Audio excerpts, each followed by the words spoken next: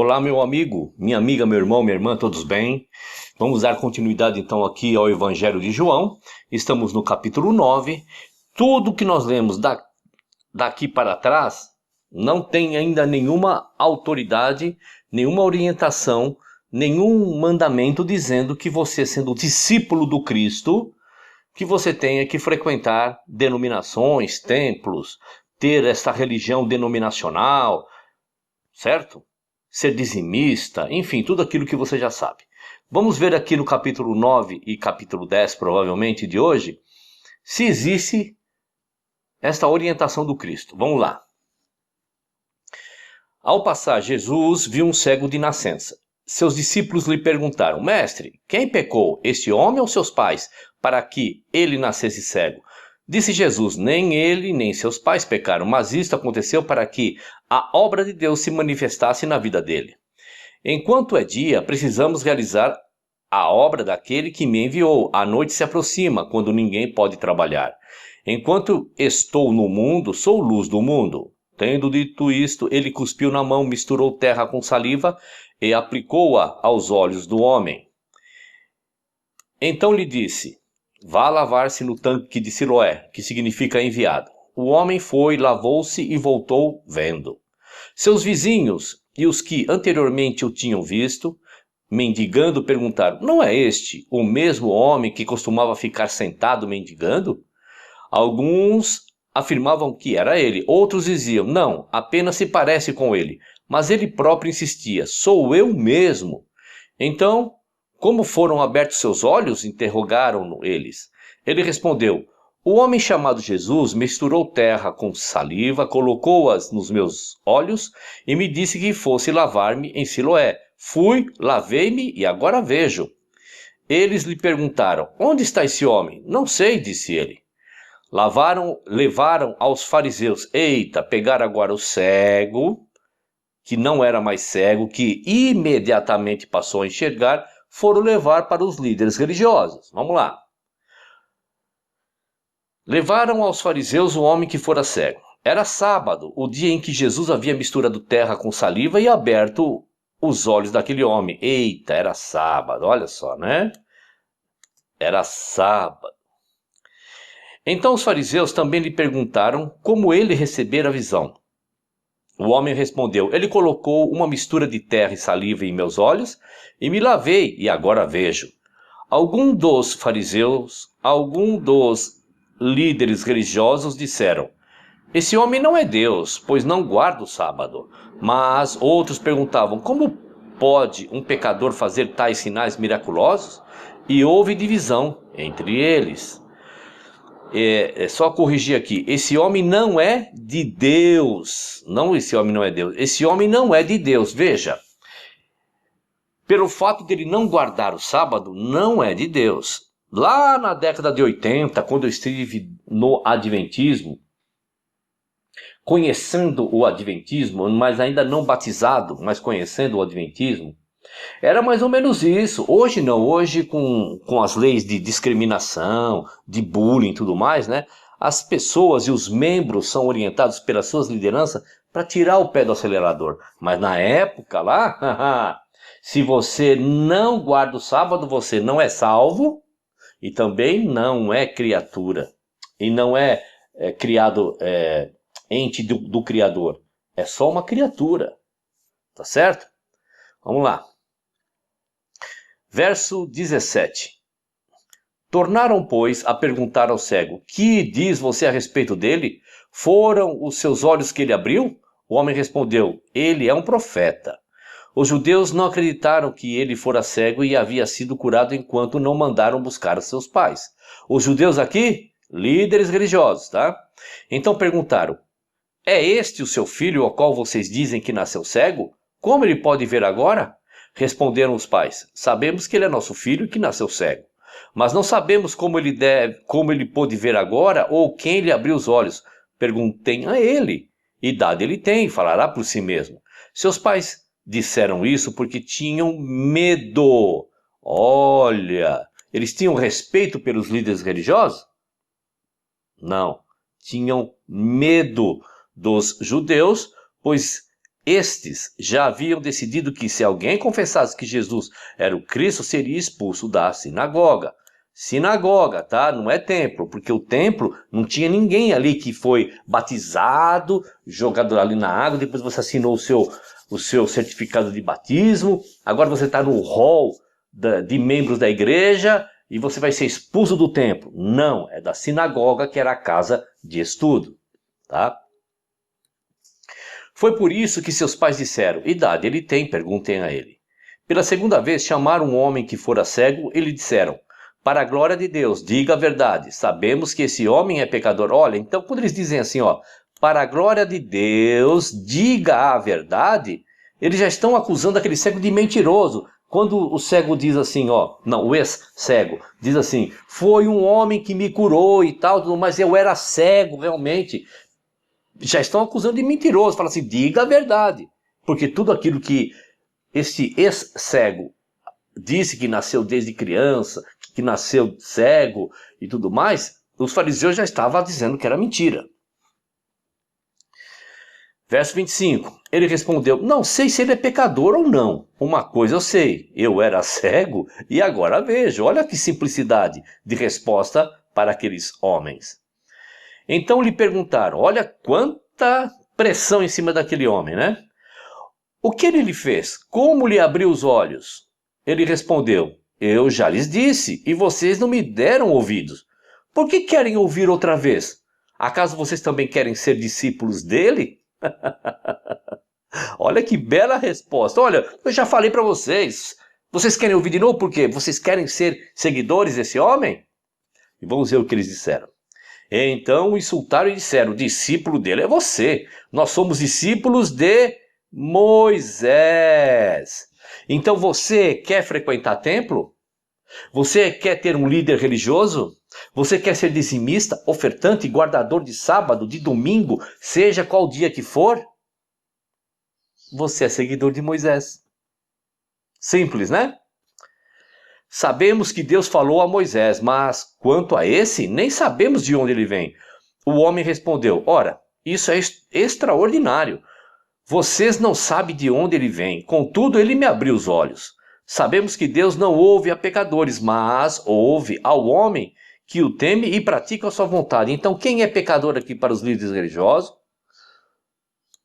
O que não guarda sábado, o que fala a verdade do Criador para as pessoas, liberta as pessoas das correntes e grilhões da religiosidade. Este homem é um pecador para líderes religiosos. E no contexto aqui, é a mesma coisa. Verso 32. Ninguém jamais ouviu que os olhos de um cego de nascença tivessem sido abertos. Se esse homem não fosse de Deus, não poderia fazer coisa alguma. Diante disso, eles responderam: você nasceu cheio de pecado. Como tem a ousadia de nos ensinar?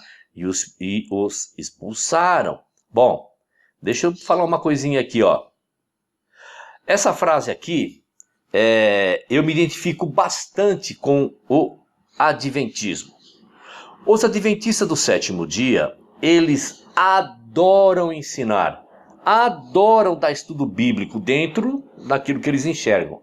Mas, ai de você chegar e falar assim, abrir a Bíblia e falar que, olha, essa doutrina que você está dizendo, querendo ensinar aí, está errado. Veja como está escrito.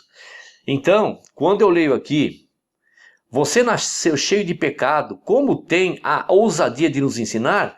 O adventista odeia ser ensinado, ele odeia ser corrigido. Porque o adventista diz que eles têm a verdade, estuda a Bíblia e somente a Bíblia. Eu estive lá 20 anos, eu sei como é que é. O adventista ama ensinar, mas odeia ser ensinado. E o expulsaram. Bem natural, bem o que acontece hoje dentro das denominações. Jesus ouviu que o haviam expulsado e, ao encontrá-lo, disse: você crê no Filho do Homem? Perguntou o homem: quem é ele, Senhor, para que eu nele creia? Disse Jesus: você já o tem visto, é aquele que está falando com você. Então o homem disse: Senhor, eu creio, e o adorou. Disse Jesus: eu vim a este mundo para julgamento, a fim de que os cegos vejam e os que veem se tornem cegos.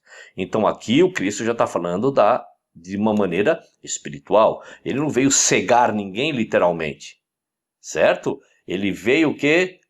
Abrir a mente das pessoas para aqueles que querem ver a verdade e cegar as pessoas que não querem, ou seja, definitivamente essas pessoas estão fechadas para a verdade. Então ele faz essa figura de linguagem. Eu vim aqui para que cegos vejam e os que veem se tornem cegos.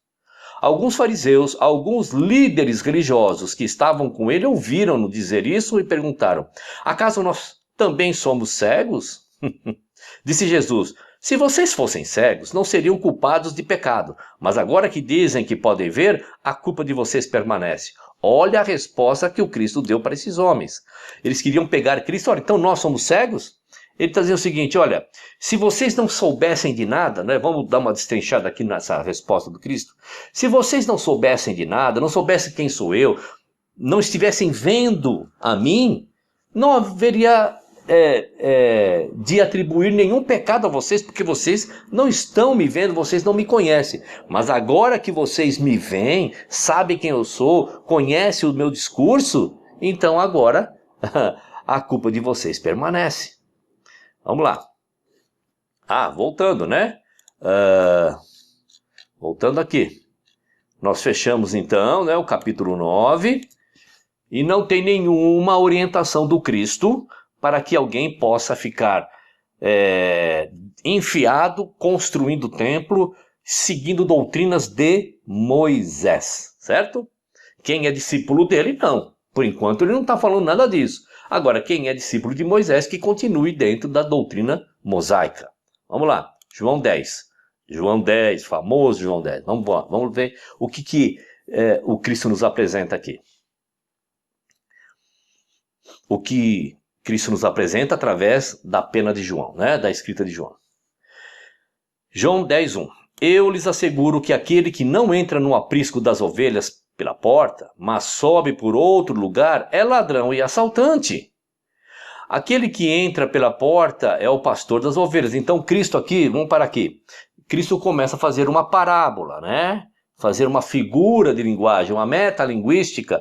E ao mesmo tempo que ele vai dando, ele vai decifrando. Dando e decifrando, tá certo? Vai chegar um momento que ele não vai decifrar. Decifrar, o que eu quero dizer, é explicar. Tá bom? Então vamos lá. Aquele que entra pela porta é o pastor das ovelhas. O porteiro abre-lhe a porta e as ovelhas ouvem a sua voz. Ele chama as suas ovelhas pelo nome e as leva para fora. Vamos lá. O que Cristo está dizendo é o seguinte: olha, eu cheguei, eu sou o pastor das ovelhas, eu sou o Cristo, eu estou o quê? Falando a verdade. Aqueles que são do rebanho do Cristo vão ouvir o que ele está dizendo e olha aqui o que ele diz. E as leva para fora. Para fora da onde? Da onde? Do prostíbulo? Do bar? Da onde? Da religiosidade. Vamos lá. Que é o que o Cristo vem fazendo até agora. Depois de conduzir para fora todas as ovelhas, vai adiante delas. E estas o seguem, porque conhecem a sua voz. Mas nunca seguirão um estranho. Quem? Os discípulos de Cristo. Na verdade, fugirão desse estranho, porque não reconhecem a voz de estranhos. Ou seja, o discurso, a pregação, a doutrina não é o do Cristo. Jesus usou essa comparação, mas eles não compreenderam o que ele estava falando. Ok? Então Jesus afirmou de novo. Vamos lá, agora ele vai falar mais ou menos o que ele já havia dito, mas acrescentando alguns detalhes aqui. Eu sou a porta das ovelhas. Todos os que vieram antes de mim eram ladrões e assaltantes. Quem é que vieram antes de Cristo, que Cristo está se referindo aqui? Os líderes religiosos. Ele não está falando dos profetas. Ele não está falando de outras pessoas que se chamaram Cristo. Não, ele está falando dos líderes religiosos que vieram antes dele. São ladrões e assaltantes, mas as ovelhas não os ouviram. Eu sou a porta. Quem entra por mim será salvo. Entrará e sairá e encontrará pastagem. O ladrão vem apenas para furtar, matar e destruir. Eu vim para que tenham vida e tenham plenamente. Vamos lá. Você aprendeu na sua igreja que o ladrão aqui é o diabo, não é?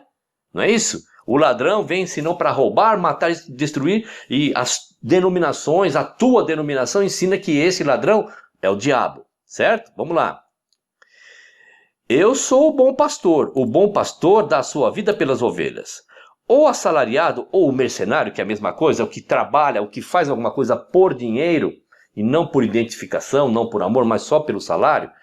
Então, o assalariado não é o pastor, ou seja, aquele que está cuidando das ovelhas por causa de dinheiro, esse não é o pastor a quem as ovelhas pertencem. Assim, quando vê o lobo, quando vê o lobo, vem, abandona as ovelhas e foge. Então o lobo ataca o rebanho e o dispersa. Se o ladrão aqui é o diabo, quem é o lobo? Ou se o lobo é o diabo, quem é o ladrão? Vamos ver aqui mesmo, vamos lá. Todos os que vieram antes de mim eram ladrões e assaltantes. Então quem que vieram antes deles?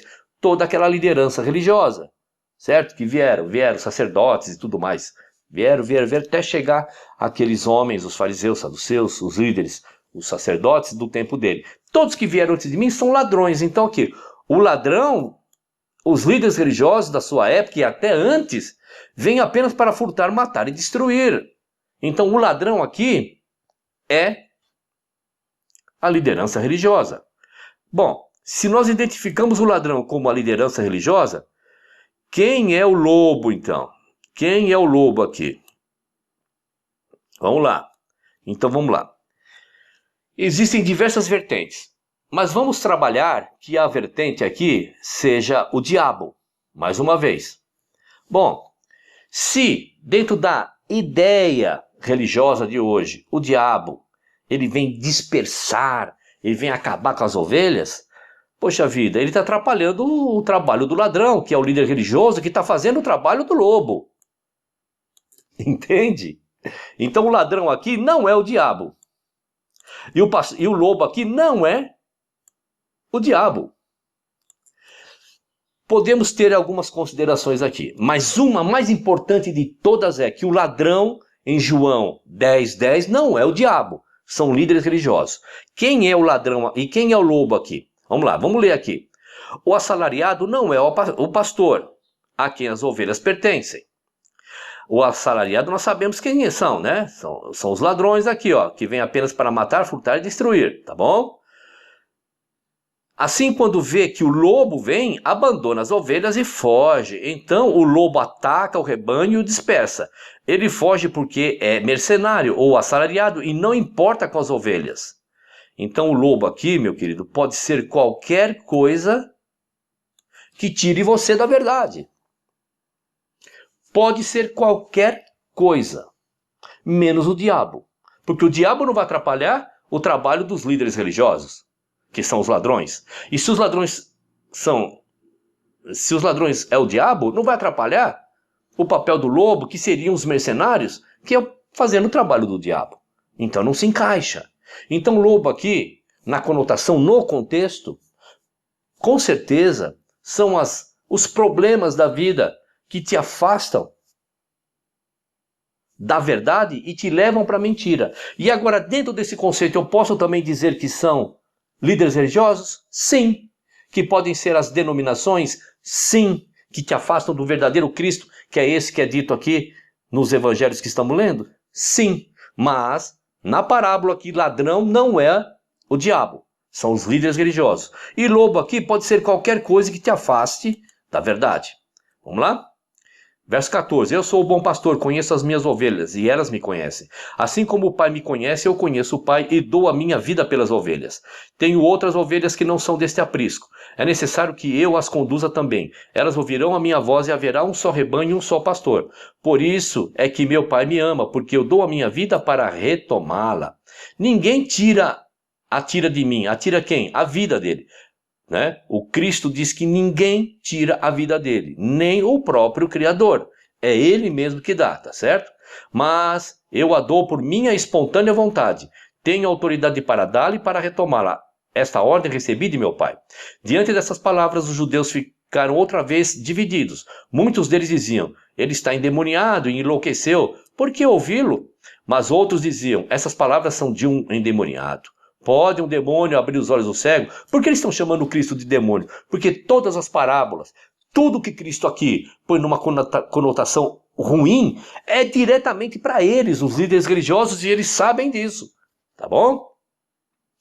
Verso 22. Celebrava-se a festa da dedicação em Jerusalém. Era inverno e Jesus estava no templo caminhando pelo pórtico de Salomão. Veja, então ele estava no templo, aonde? No pátio de Salomão. Um dos lugares ali colocado para as pessoas se reunirem, passearem, ficar meditando e nada mais. Não no templo. Tá? Os judeus reuniram-se ao redor dele e perguntaram, até quando nos deixará em suspense? Se você é o Cristo, diga-nos abertamente. Jesus respondeu, eu já lhes disse, mas vocês não creem. As obras que eu realizo em nome do meu Pai falam por mim, mas vocês não creem, porque não são minhas ovelhas. As minhas ovelhas ouvem a minha voz, eu as conheço e elas me seguem.